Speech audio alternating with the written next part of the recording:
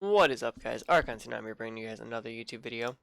In today's video, we're going to be going over the World of Warcraft changes for Shadowlands. I know BlizzCon was about a week ago. I'm a little late getting the news out, but I've been busy trying to, get footage for Call of Duty as well as Terry Bogard, who just released in Smash the other day. So it's been kind of a busy week, and I figured I could come back to this a little later, and then once everything was collected, talk about it in one giant video, rather than talking about small little snippets here and there. Though I did do the opening trailer for Shadowlands if you guys want to see my reaction to that on the channel. So basically, one of the big things that came out was that we are getting the level squish. They had talked about it for a while. They were trying to get players' opinions on it, and they decided to go ahead with it. So it's going to be interesting to see what happens here. So level 1 through 10 is basically going to be your 1 through 60 experience, where you're going to be doing pretty much the opening quest lines. And then from 10 onward, 10 to 50, you pick what expansion you want to play. I think that this is an interesting take on it because right now I think it's 1 through 60, then you get to choose between either Lich King or Burning Crusade, and then I think 10 levels later you get to choose from either Cataclysm or Pandaria, and then another 10 levels later it's Warlords of Draenor at 90, I think it is, and then 100 is Legion, and then 110 onward is BFA. I might have said that out of sequence, I apologize, but you get the idea. But now you get to pick which era you want to play in, and then at level 50 through 60 you finally get to go to the Shadowlands. That's pretty interesting. So this is post-Cataclysm zones. Okay, so I thought they were changing some things about the Cataclysm zones. Let's keep looking at the leveling here. Look at this one. So Death Knights, if you're aware, start at 55, I believe, and now they start at level 1. Same with Demon Hunters, who start at 98 now, will be starting at level 1. So if you want to make a Demon Hunter and a Death Knight and you want to cut out that grind, you need to make them now. Otherwise, you are going to end up having to do the full grind anyway once it comes out. Take a look at talent levels, because this is the big thing that they wanted to squish it for. So, you get one every 10 levels, or roughly around there, 5 to 10 levels. It's going to be kind of interesting. Give me like 1 second here, guys. Sorry.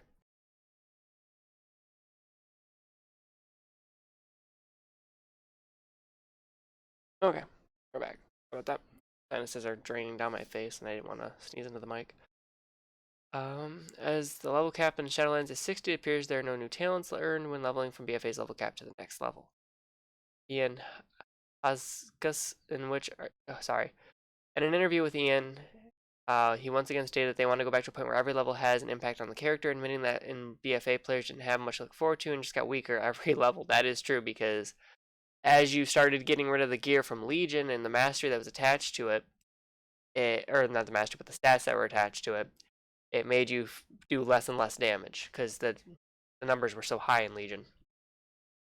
Remains to be seen what to make leveling exciting so far. So basically, like I said, it's just a way to make the talents actually mean something as you're leveling, which is important. It's absolutely important that that's the thing, because like they said in BFA, there really was no talent increase. Once you hit, like, I think a 100, you had all your talents.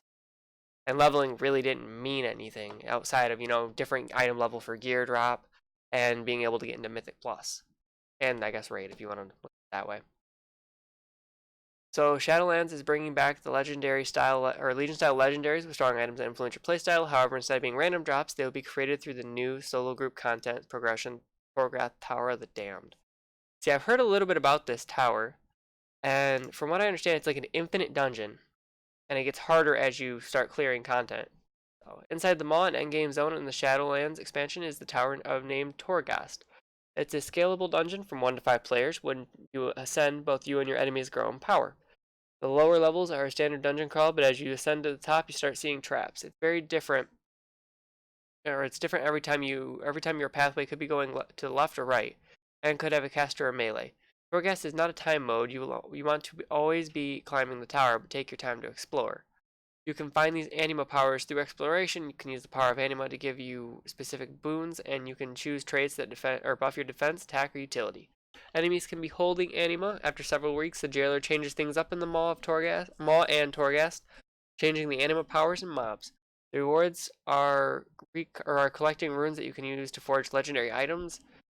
Hold on one second.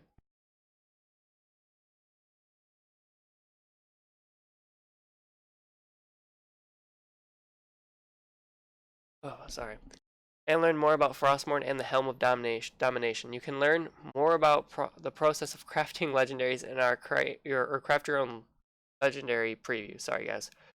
Like I said, my eyes are like watering. It's pretty bad.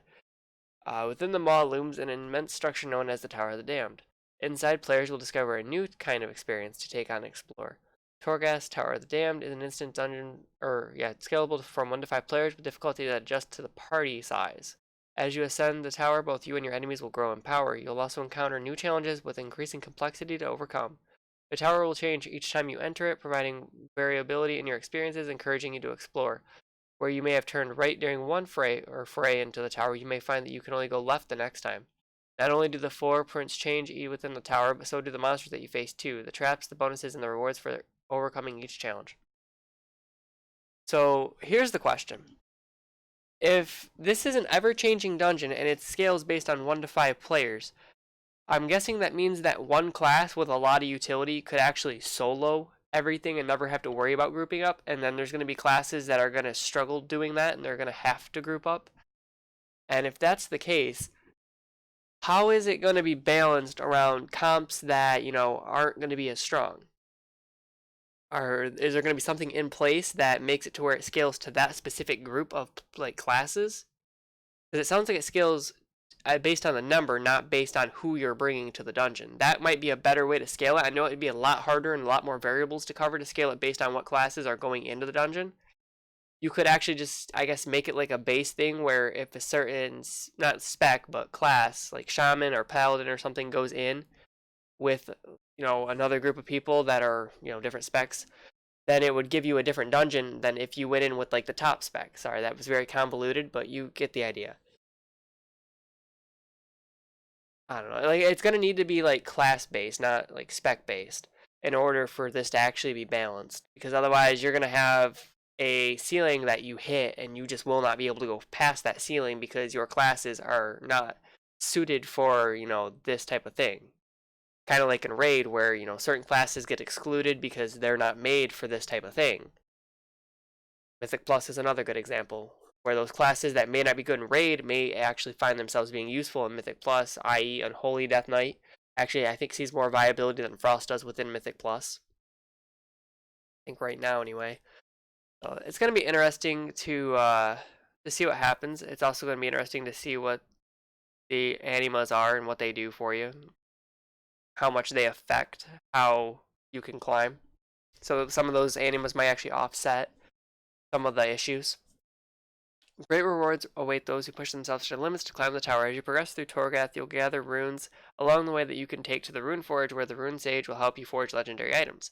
You'll also be able to learn a bit more about the origins of iconic items such as Frostmourne and the Helm of Domination. You'll also have more control over how you craft your legendaries, meaning you'll be able to determine what slot they go in, what benefits they give you, and maybe even what secondary stats they have. See, that's going to be the big thing, what secondary stats they have. Because right now, like blacksmithing in general, like and I guess all the smithing classes kind of suck because you can't pick what secondary stats you get, so you have to keep remaking them until you get what you want. So it's nice to hear that they're not going to force you to keep recrafting the same legendary to try to get the secondary stats that you want on it. They're letting you have the legendary and your cake too, if you will. So it does seem like there's going to be a limited amount of slots you can actually put legendaries in, meaning you'll be able to determine what slot they go in. That kind of tells me that hey, you're not just going to be able to craft a million legendaries and, shove them all in the slots and just be decked out in legendaries. So I'm guessing it's probably like the Legion system of 2, where eventually you'll unlock something that allows you to equip 2. It was the mission board, I believe, or the research that let you get 2 slots at the very end of the research board for Legion. But if we're going to get another board like that for Shadowlands, I can't imagine them taking it out of the game. They're probably gonna have some type of mission board where you can do missions for your followers and that.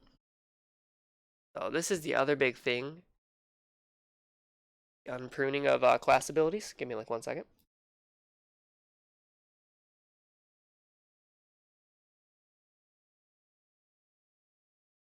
Okay, we're back. Again, guys, sorry about that. Don't want to sneeze in your ear. Many abilities have been pruned through the years as classes go through many different iterations. This is true. For example, Death Knights lost Horn of Winter, or it got changed to something else for Frost only. The auras for Death Knights were also removed. In Shadowlands, many previously pruned abilities are now returning to the game. Many abilities that became talents are also becoming baseline once more as a way to recover some class identity rather than spec identity. Iconic class abilities returning. Raise Dead is available to all specializations. I don't remember this being for all specs. Oh yeah, it was. Okay, yeah, it was. It was for all specs, but the difference was is that Unholy got to keep their pet permanently, and that everybody else, like, I don't know if Blood had access to it. I know Frost had access to it, but Frost was only like 60 seconds, and then it just died, so it didn't really scale that well. But it was still an ability you could use if you needed to engage with it for any reason. Summon Gargoyle is no longer a talent. This is actually huge because Summon Gargoyle for Unholy is actually borderline useless right now. So I wonder if that means it's going to get a buff or it's going to get a change to how it works.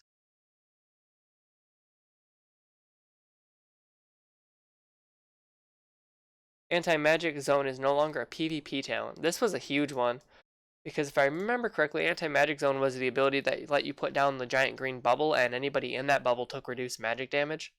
And they removed it from us, I want to say after Pandaria. I didn't play Warlords, so I don't know if it was in Warlords, but I remember, I think it was in Pandaria still, because it was used to cheese some of the boss fights. Huh. But anyway, iconic class of druid abilities coming back. Ursol's Vortex is now available to all specializations. So it sounds like it's not going to be, it's still going to be a talent you spec into, but it's just going to be available to everybody. Cyclone is no longer a PvP talent. Hunter's Mark is no longer a talent. So that's returning as a baseline. Kill Shot is returning. Eyes of the Beast is returning. Some spells are no longer spec exclusive. Frostbolt, Fire Blast, and Arcane Explosion are available to all 3 specs. That is going to be interesting. Huh.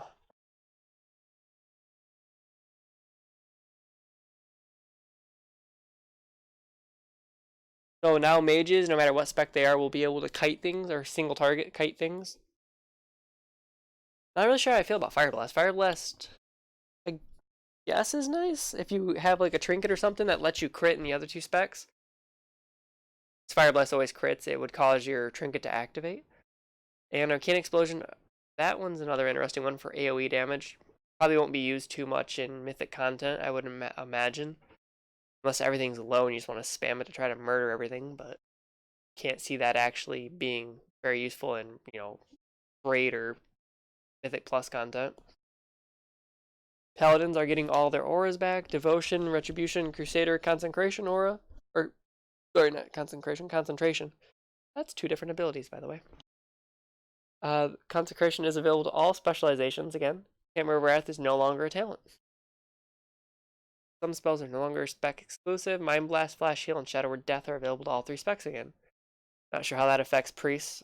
Don't really play them, so I couldn't tell you. I was thinking about making one before the new expansion comes out. Poisons are returning. Instant poison, deadly poison, crippling poison. I don't know how I feel about this. Like, poisons for assassination are okay. I'm trying to think, like, is it 15 minutes per poison on your weapon? That was my biggest complaint, is that, like, I think that early on it was like 5 minutes per poison or whatever, or for 1 poison. And it would fall off and then you'd have to reapply it and, keep going. It just, I don't know. I hate having to micromanage abilities like that. I wish all abilities that were like that were, 60, like, minutes. Like, Arcane Intellect, Shadow Word, or not Shadow Word, but Fortitude, and the like. I just don't like having to, deal with like a 30-second application over and over again. Shiv's no longer a PvP talent. Shamans are getting all their totems back. Primal Strike is also returning. And Frost Shock is available to everybody. Curses are returning. That one's an interesting one. Curse of Doom, if I remember correctly. If the target died while it was or Curse of Doom was on it, or if Curse of Doom killed it, then it would or it would summon a Doom Guard. I think that's what it was. I think it was a Doom Guard, right?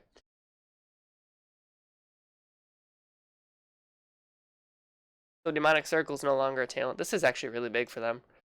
You no longer have to spec into mobility. You can just have it whenever you want. Ritual of Doom. I think that's the one where you sacrifice an ally to summon a Doom Guard. Some abilities are no longer spec exclusive. Shield block is now available to all 3 specs, provided you have a shield. Iconic class abilities returning, Shattering Throw, and Challenging Shout.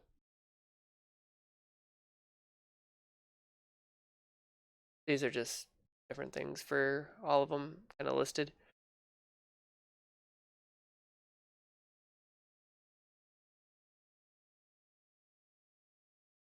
Deep dive, the unpruning. Oh, yeah, these are just covenant abilities. Leveling takes too long, not every level is rewarding, confusing timelines and stories. Recently, they made a scaling world because you would outscale the current zone before you're done with the story. If you leveled a paladin or leveled in the last 10 years, the question is, who is my war chief in the current state?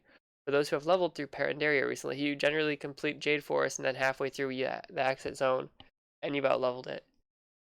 Or the next zone, and then you've outleveled it. So yeah, I get why they're doing the level squish. Like I said, it's to get rid of all that issue and that clutter of the other 2 expansions, and just try to keep it. You go into one expansion, you level for 40 levels, and you experience that story. And then you go straight into the Shadowlands. See why they're doing it. At the same time, I think it's going to get maybe a little stale leveling up in certain expansions. I think it's going to feel kind of bad to be forced into one story, especially if you get bored with it. Let's say you pick an expansion, you're not enjoying it. Now what do?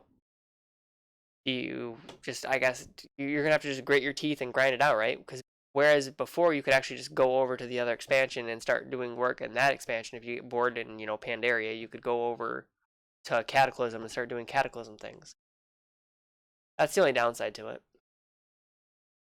But anyways, guys, that's going to be the breakdown for the Shadowlands news that came out of BlizzCon. We talked about the unpruning of abilities, where classes are getting their abilities back. We talked about the level squish, the new legendary system, the new dungeon, the infinite dungeon.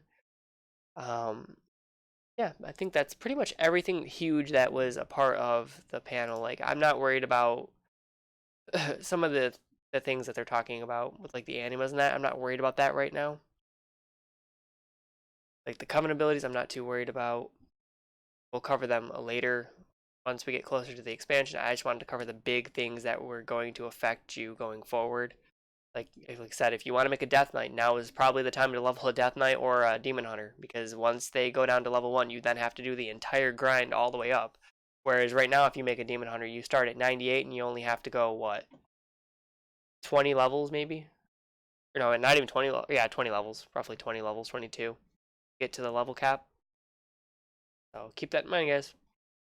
Anyway, Archon Tsunami here, signing out. Hopefully you enjoyed the video, and let me know what you guys think of the Shadowlands. Let me know what you guys think of these changes and the legendary change, or legendary system change, where you can create your own legendaries now. You guys excited for Shadowlands? Let me know down below. Thanks for watching, and I will catch you later. Peace.